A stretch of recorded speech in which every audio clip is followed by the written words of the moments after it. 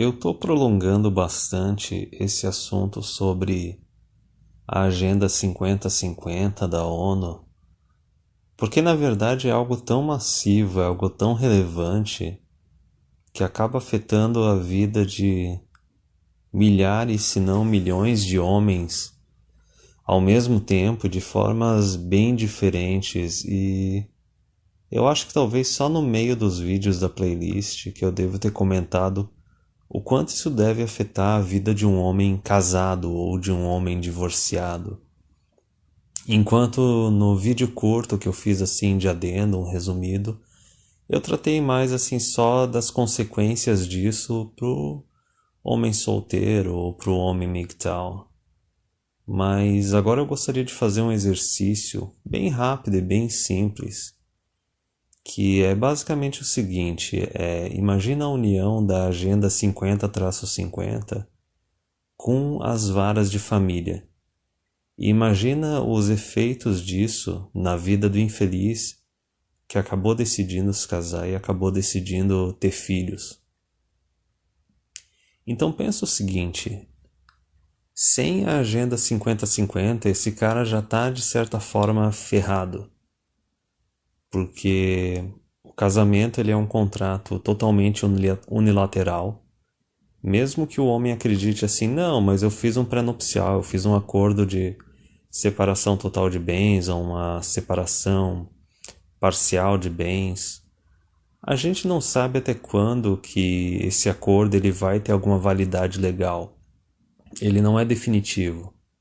Em outros países, os juízes eles já ignoram completamente esse acordo na hora que ocorre um divórcio. Eu não sei se já aconteceu algum precedente aqui no Brasil, mas assim, acredite, é tudo uma questão de tempo.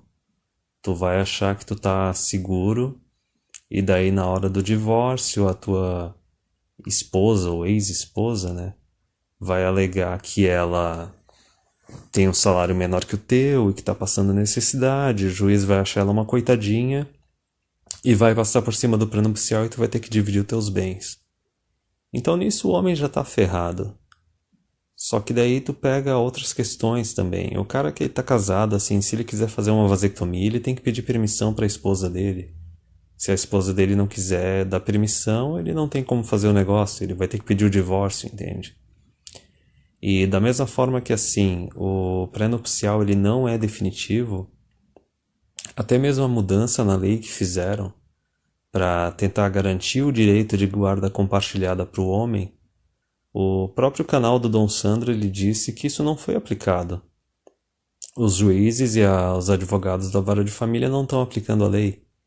Então tu tá lá se divorciando achando que vai ter direito à guarda compartilhada, não vai ter, a guarda vai para a mulher. E como o Dom Sandro mesmo comentou, em casos que ocorre a guarda compartilhada, ainda assim tu ainda tem que pagar pensão porque a mulher alega que teu salário é mais alto que o dela e que ela vai passar necessidade, as crianças também. Então, enfim. A outra questão é a seguinte, na maioria esmagadora dos casos, assim, o homem que é casado e tem filhos ou não tem filhos, ele é o provedor principal dessa união, ele é o provedor principal dessa família. Então, no próprio mercado atual, sem a Agenda 50-50, a gente sabe muito bem o que acontece se o cara for demitido e custar arranjar um emprego, não conseguir arranjar um outro emprego, ou arranjar um outro emprego que o salário dele diminui a ponto de ficar o mesmo valor do da esposa, ou até menor que o da esposa. A esposa ela acaba perdendo o respeito por ele, porque ele não é mais aquele provedor, ela não pode ser dependente dele, ela não recebe a mesma segurança dele que ela recebia antes. Basicamente, o homem ele não está satisfazendo as expectativas da mulher, e a partir do momento que ele não está satisfazendo as expectativas dela, ele corre o risco de tomar um divórcio, de ter o relacionamento terminado dela, querer terminar o relacionamento com ele, certo? Então todo homem casado ou com filhos, ele está correndo esse risco. E existem as consequências posteriores do divórcio, né? Além de tu perder os teus bens, tu ainda tem que pagar pensão durante décadas ou anos, e tu se torna basicamente um escravo do salário. Tu vai perder a tua moradia, vai ter que arranjar outra moradia, financiar ou alugar, e todo mês vai sair dinheiro do teu contra-cheque, e a gente sabe o risco final, que é o seguinte: se tu não tiver condições de, no final das contas, pagar a tua pensão, tu pode correr o risco de ir para cadeia, entendeu? Então é uma coisa grave. Agora imagina a situação desse cara depois que a Agenda 50-50 está implementada em diversas empresas do país onde ele mora, onde todas as empresas estão definindo que pelo menos 51% dos funcionários da empresa podem ser qualquer coisa menos homens, tá? 51% dos funcionários da empresa não tem que ser homens. Quer dizer, o homem já tem aquela pressão de ele ter que ser o provedor principal, dele ter que estar acima da mulher em status e financeiramente, e de ter que ficar satisfazendo as expectativas dela. Agora, imagina o cara ter que fazer isso sendo discriminado no mercado de trabalho. Ok, agora isso eu estou falando enquanto ele está casado com a mulher e com os filhos. Agora, imagina a situação dele depois do divórcio, entende? O cara está tendo um custo extra de moradia, está tendo que pagar a pensão e ainda está num mercado de trabalho que ele está sofrendo discriminação.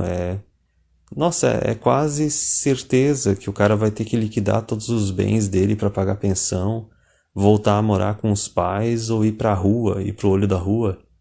Então, assim, essa é uma consequência que eu não tinha pensado a respeito. Eu acabei deixando passar quando eu fiz o vídeo do Addendum, que é o seguinte: eu só foquei no que seriam as consequências da Agenda 50-50 para o homem que ainda não é casado, para o homem que ainda não tem filhos, né?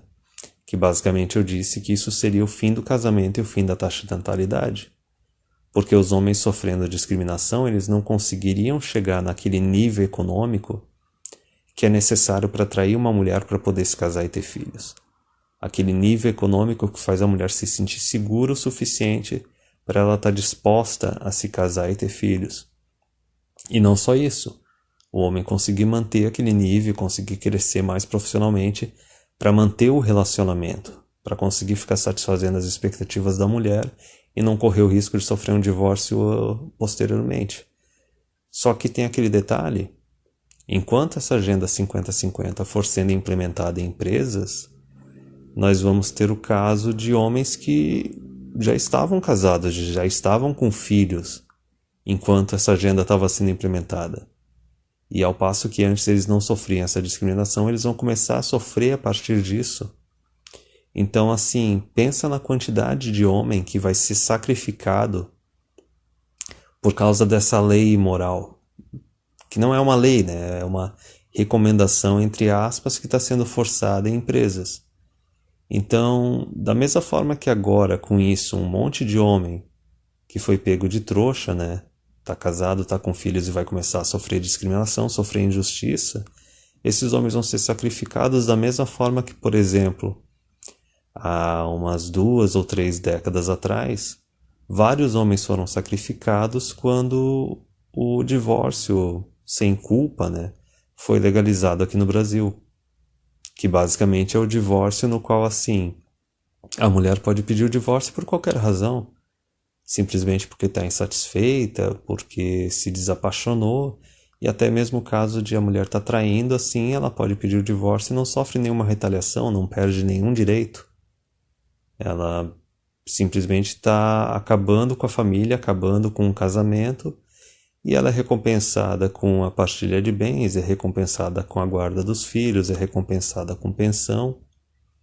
E vamos pensar aí em quantas décadas, aí pensa quantos milhares, se não milhões de homens foram sacrificados por causa dessa lei imoral. E da mesma forma, agora, atualmente, a gente está correndo o risco de ter mais um ciclo de sacrifício masculino. Milhares, se não milhões de homens que assumiram a responsabilidade de se tornar pais, se tornar maridos e chefes de família. Agora, com a aplicação dessa agenda nas empresas privadas, através de força da ONU, do feminismo e tudo mais, mais uma geração, ou mais de uma geração até, algumas gerações de homens vão ser sacrificados de forma injusta. Então, basicamente era só isso, é que a gente comenta muito de leis injustas, políticas injustas e misandria, só que acaba que tu não consegue pegar de início todas as consequências disso no longo prazo, todas as pessoas que vão ser afetadas por isso. Às vezes só depois de dias, semanas ou até meses depois que tu começa a perceber o quão grande e quão grandes são os efeitos negativos disso e o quão grande é o alcance também disso.